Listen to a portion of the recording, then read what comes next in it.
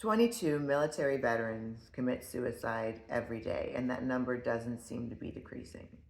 In Virginia, the Republican elected officials are all either pro military or prior military. So I can't begin to tell you how many times I've been called in to fix a suicidal veteran who isn't having much luck at the VA. But what I can tell you is that Democrats continue to pass legislation that's pathologizing America. Pro-marijuana bills. They're keeping parents out of their kids' education. They're freeing convicted sex offenders and murderers. They're pushing the transgender agenda on children that are way too young. But what they're not doing is then passing legislation that will allow funding for us to provide treatment to all of those problems. I had an academic appointment through the Harvard Medical School Department of Psychiatry. I also worked for the NSA in the military for many years. I've treated hundreds of suicidal patients, and to my knowledge, they're all still with us. I don't take credit for any of that. I credit the big guy upstairs. I think he's using me as a vessel to heal his children, just like he did Jesus in so many stories in the Bible. But categorically, when I have a veteran come to me from the VA, they say they have a problem, and they don't have a problem. What they have is a solution. Suicide is a solution. And if I can come up with the problem, then I can help them find more adaptive means of solutions. I don't know how far this video will get. I don't know who will see it. I don't know who will share it.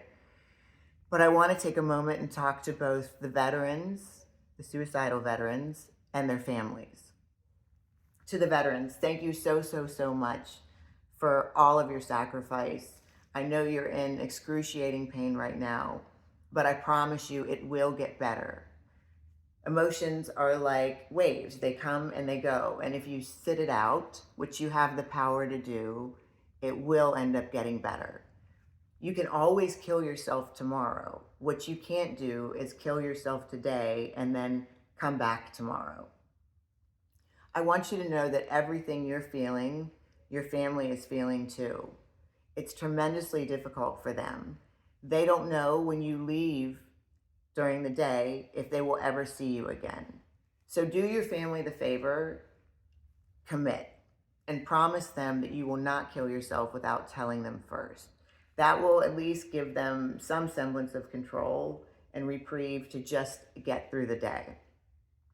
When you actually get to treatment, take the medication.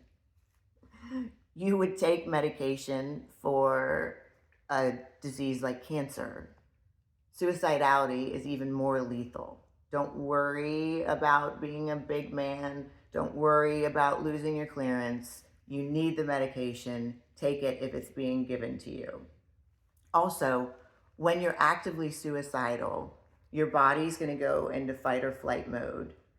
Your sympathetic nervous system kicks in, and what it does is it takes sugar from parts of the brain that it knows it doesn't need, and it sends it to your muscles so you can get ready to either fight or run.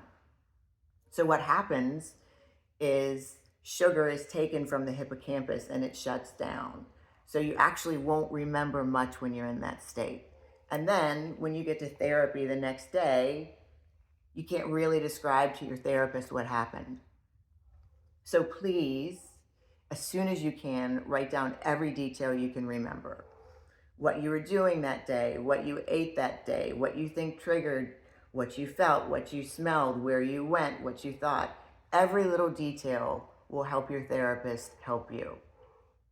To the families, I'm so sorry you're experiencing this. I know you didn't sign up for it. I know when you married that woman or man, you didn't expect them to go to war and come back suicidal. I want you to know that there's nothing you can do. This is not your fault. You are not a professional. What you need to do is get your loved one to a professional. I also would like you to write down any of the details that you see, because you may be seeing other things that your loved one is not. And please ask for permission to give them to the therapist. A lot of people believe that if they ask somebody about suicide, they're going to somehow plant it in their brain. That's not true.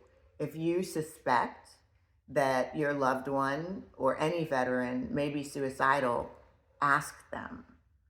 You can't imagine what a great intervention in itself that is. Just somebody recognizing that that veteran is in pain will be so helpful. Also, this one's a little more tough. I want you to take away the means. I know that your loved one, that your suicidal veteran will use it as a security blanket. Like if they decide that they're going to shoot themselves, they're not going to want to give up their gun because having it makes them feel like they're in control of their lives. Or, if they decide they're going to hang themselves, you're going to have to take the belts and the ropes away from them so that it won't be a trigger. But it is absolutely worth it. I want to apologize to all of you that this is happening. I know it's not easy, but I want you to continue to fight. And I can't promise you that this will get better immediately, but what I can promise you is that all of the Republican electeds in Virginia and I will be fighting to pass legislation to get veterans the treatment that they need.